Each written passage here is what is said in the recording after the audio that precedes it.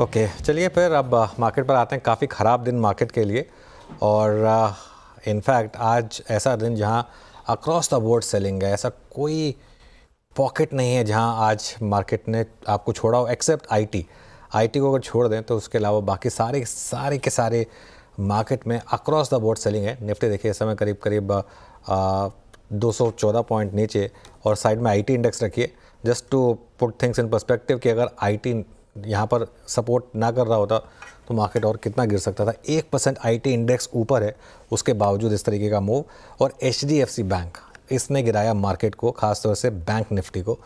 तो bank Nifty का pressure और बैंक निफ्टी में सबसे ज़्यादा प्रेशर एचडीएफसी बैंक का, और फिर से वही 20 डे हॉल्ट की प्रॉब्लम बैंक निफ्टी पर, एचडीएफसी बैंक पर। मिड कैप और स्मॉल कैप अब तक आउट परफॉर्म कर रहे थे, मिड कैप स्मॉल कैप, लेकिन आज वहाँ भी गिरावट, करीब 1:3 का एडवांस डिक्लाइन यहाँ पर। और क्लियरली आज जो एक out of the syllabus market को सुबह न्यूज़ मिली वो बजाज ऑटो की कमेंट्री थी। उसने काफ़ी मार्केट का सेंटिमेंट, ओवरऑल मार्केट का सेंटिमेंट काफ़ी हद तक ख़राब किया। Harshita Veeru, good afternoon. Good afternoon Anuj. ये मूड बिगाड़ने में तो सबसे आगे है। क्या जो नर्वसनेस इससे पैदा हुई है वो आगे बरकरार रहेगी, क्योंकि बाकी ऑटो कंपनियों पर भी धक्का लगा है, तो is the worst yet to come? देखिए, मैं एक चीज़ सिंपल अगर उस परिभाषा में समझेंगे तो पहले तो बजाज ऑटो का फैक्टर कितना बड़ा रहा है ये समझना ज़रूरी है। ऑब्वियसली वो तो दिख रहा है आपको स्क्रीन पर कि बजाज ऑटो 12% गिरा, ऑटो इंडेक्स गिरा, सारे के सारे ऑटो इंडेक्स गिरे उसकी वजह से।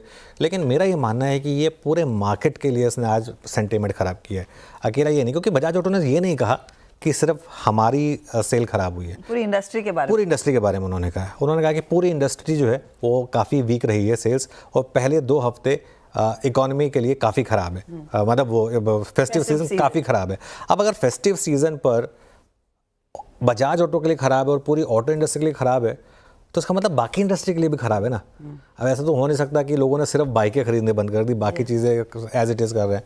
तो ये आई थिंक अब हो सकता है कि ये रीड थ्रू मार्केट का गलत हो सकता है मार्केट को एक ट्रिगर चाहिए हो अपना दोबारा उस बॉटम को टेस्ट करने के लिए। जब बार बार बात करते हैं कि पुराना बॉटम एक बार वापस टेस्ट होता है, हो सकता है मार्केट ने एज अ ट्रिगर यूज़ किया हो, लेकिन आज इसने इम्पैक्ट डाला है। और वैसे भी कंसिडरिंग कि एक जो अर्निंग सीजन है वैसे ही हम एक्सपेक्ट कर रहे थे कि काफ़ी ठंडा रहने वाला है इसके लिए, तो उसका इम्पैक्ट मैं कहूँगा काफ़ी हद तक आज की मार्केट में है, बिल्कुल है।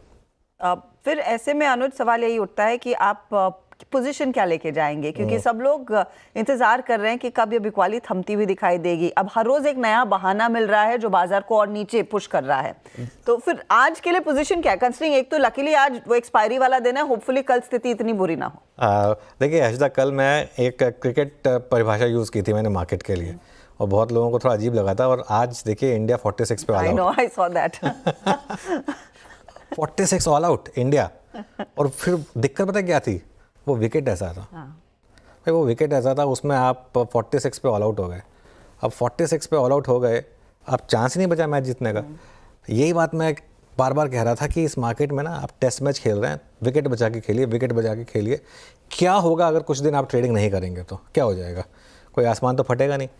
एनीवे, अब आपने बात की है, एक उम्मीद है, उम्मीद पर दुनिया कायम है कि 24,700 का डबल बॉटम शायद बने। अगर 24,700 का डबल बॉटम बना तो ठीक है, अगर नहीं बना तो मार्केट में फिर हो सकता है कि बड़ी गिरावट भी आ जाए, ये पॉसिबल है। और बुल्स के लिए सिर्फ एक शेयर काम कर रहा है, वो है इन्फोसिस के अलावा और कोई शेयर काम नहीं कर रहा। अब अपसाइड के लिए 24,900 क्रॉस करना बहुत ज़रूरी है। मैं तो फिर कहूँगा बॉटम पकड़ने की कोई ज़बरदस्ती नहीं होनी चाहिए, जहाँ भी हो बॉटम उससे कुछ फ़र्क नहीं पड़ता।